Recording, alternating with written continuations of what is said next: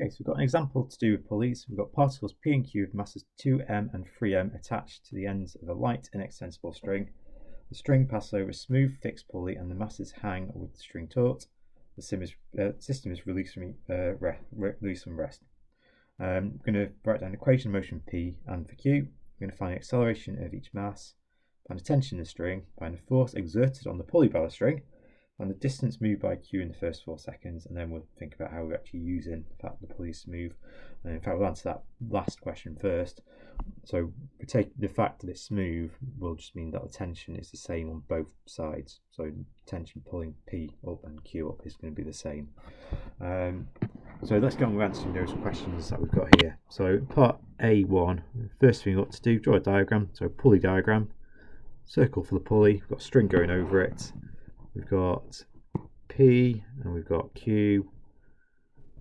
We've got masses of 2m for P, 3m for Q. So the weight would be 2mg and 3mg. And the only other force is going on the tension. So as I said, the tension will be the same on both sides of the pulley because it's smooth. So we've got that going on. Q's heavier than P, so hopefully you can imagine that means it's going to go like this for Q with that acceleration, which we can call A for now. Similarly, P is going to be pulled up because it's the lighter one, like so.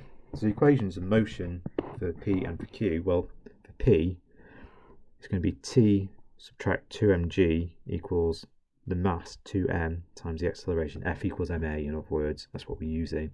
So the resultant force on P is T take 2mg, that equals 2ma. And then for Q, it's 3mg subtract T is equal to 3ma, because the resultant force is going this way because we're accelerating downwards. So 3mg is positive, subtract that because it's pulling it the opposite way, is the mass times the acceleration. Okay, so to find the acceleration, we use what we've just got up here. So it's really simultaneous equations. If we add those two equations together, we will find that the t's eliminate, because we'll have t subtract 2mg plus 3mg subtract t, so you can see how they're going to cancel each other out, would be equal to 5ma. So really, t's cancel out, minus 2 plus 3 is 1, so mg equals 5ma. Those m's cancel each other out.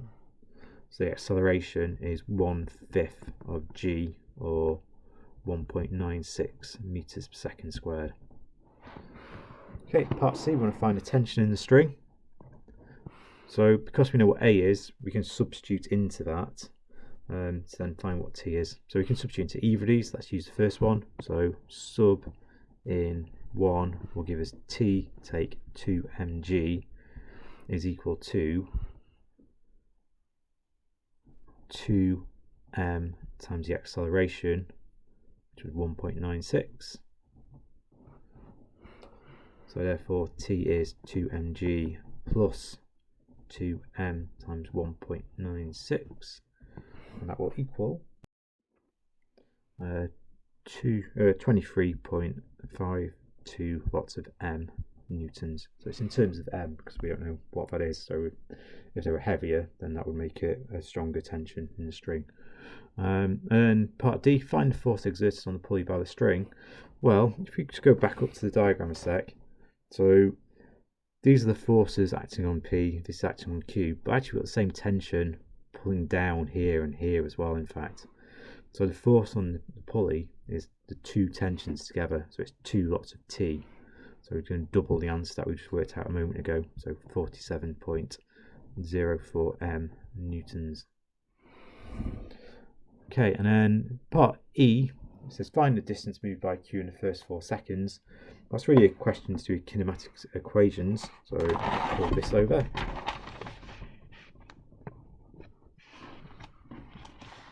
Okay, so we're saying 4 seconds.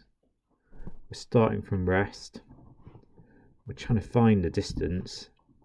The acceleration was, I'm going to turn back over.